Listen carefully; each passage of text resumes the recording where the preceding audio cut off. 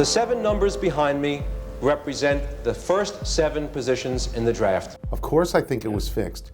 Everybody thinks it was fixed. The order of those selections will be determined by a random draw of 7 envelopes. The idea that he could manipulate the lottery to have the Knicks get this once-in-a-decade player is entirely believable. The team whose logo is in this envelope will have the first pick in the NBA draft. Basketball is back in New York City, my friends.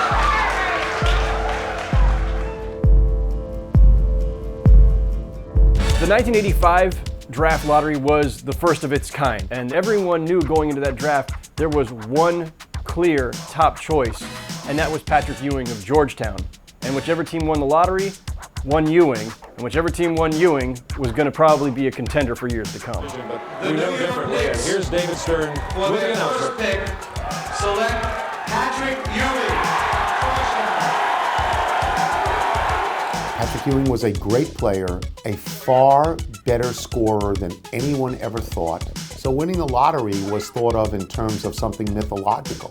I was blessed to be the first big name to be chosen, and to this day, people still joke with me about it, that the NBA fixed the lottery so the Knicks could have the first pick, because the NBA needed to have a good franchise in here in New York. When we found out the Knicks got the #1 pick and the Bush is, slamming his fist in excitement and he's all pumped up and the whole deal. Basketball is back in New York. I felt, you know what? They're throwing New York a bone. The NBA wants a good team with the Knicks. They want a contender in the Garden. And I always felt that David Stern had basically set it up for the Knicks to get Ewing. I always felt that. And looking back 30 years later, I still feel that that's the case. It was the first lottery. The Knicks really needed Ewing. They got Ewing. What are we to conclude but that it was fixed? In the last 30 years since the lottery, there's been a whole host of theories of how David Stern rigged the lottery to make sure that the Knicks got the pick. Some people said that they thought that the league had coated the envelope that the Knicks card was in with dry, so when Stern sort of was reaching around for the envelopes, he could feel which one was cold. He'd know that was the Knicks. The theory was that they froze one envelope. The envelope was frozen. It's gonna be frozen. They had the envelope in a refrigerator or dry ice. Whether the envelope was cold, whether the envelope was hot. Some people thought that Stern had infrared glasses and that the writing on the envelope that said New York. Whether there was a little marking on there, make sure you pick this envelope. You can see when the envelopes are being thrown into the drum that one envelope was banged on the side, somehow bending a corner so that when you reached in, you could tell which one was the Knicks. Whatever it may be, okay? I still think that they were set up 30 years ago for the Knicks. You had people joking about the notion that it could be fixed. Jack Crumpy, who was the president of Madison Square Garden. The Garden at that time was owned by a corporation, Gulf and Western. And he jokingly says to me, he said, I told the Garden people how to fix it 60 days ago.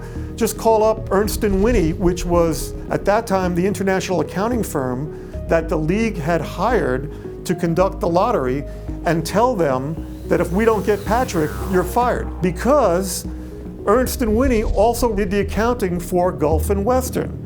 So there was all this incestuous stuff going on, before the lottery, which could make anybody believe once you had the result that the whole thing was fixed. If David Stern called me and told me that the lottery was rigged, I wouldn't be surprised. But I don't believe that it went to that extent. But who knows? There's a lot of stranger things have happened in this world. I think that people like to say that it was fixed. I love to say that it was fixed. I have no knowledge that it was fixed, no proof that it was fixed. If anybody does, they should come forward. But to my knowledge, nobody's ever come forward. And by the way, I think that the Knicks, they ought to fix it for the Knicks and the Lakers this year. They ought to fix it so that the Knicks and the Lakers can go get, Karl Anthony Towns and Jahlil Okafor. They ought to fix it for them. Now it's Adam Silver and not David Stern. Time for him to kind of grease the skids for the Knicks here, whether it's Karl Anthony Towns, Jahlil Okafor, whatever.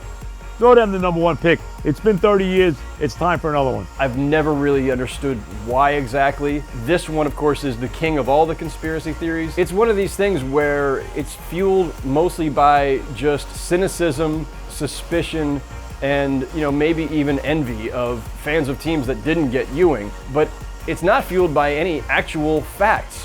Why it lives on, why it was hatched in the first place as a theory is absolutely beyond me. I think that, over the course of 30 years in a league of conspiracies, this is probably the Kennedy assassination theory of professional basketball. It's been 30 years and they're still talking about it. This is like UFO, this is like Roswell theory, all that. But I just didn't see them doing it. Maybe I'm just naive. Anything is possible in America.